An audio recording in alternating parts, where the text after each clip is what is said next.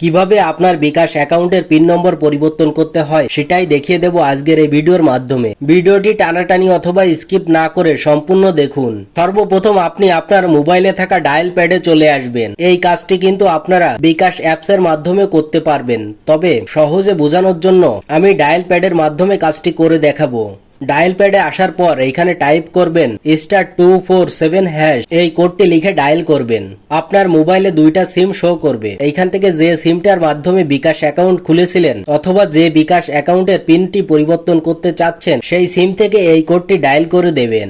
তো আমার এইখান থেকে অনেক অ্যাকাউন্টটি খোলা রয়েছে, তার জন্য এখান থেকে অন সিলেক্ট করে দিচ্ছি। কিছুক্ষণ লোডিং নেওয়ার পর আপনাদের সামনে এরকম একটি ইন্টারফেস ওপেন হবে। এই পেজটিতে বিকাশ অ্যাকাউন্টের সকল ইনফরমেশন অপশনগুলো পেয়ে যাবেন।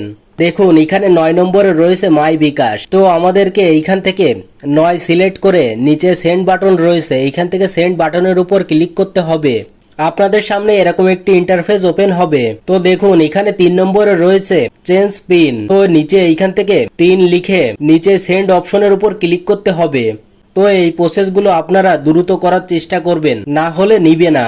আপনাদের সামনে এরকম একটি পেজ ওপেন হবে। ইন্টার ওল্ড পিন, এখানে বলছে আপনি বর্তমানে যে পিন নম্বরটি ব্যবহার করছেন সেই পিন নম্বরটি এইখানে দিতে হবে। তো আমি আমার বর্তমান পিন নম্বরটি এইখানে দিয়ে দিচ্ছি। আপনারা আপনাদের পিন নম্বরটি বসিয়ে দেবেন। বসানো হয়ে গেলে নিচে সেন্ড অপশন পাবেন, এইখান থেকে সেন্ড অপশনের উপর ক্লিক করে দেবেন। আপনাদের সামনে নতুন একটি পেজ ওপেন হবে। দেখুন এখানে রয়েছে ইন্টার এ 5 ডিজিট নিউ পিন।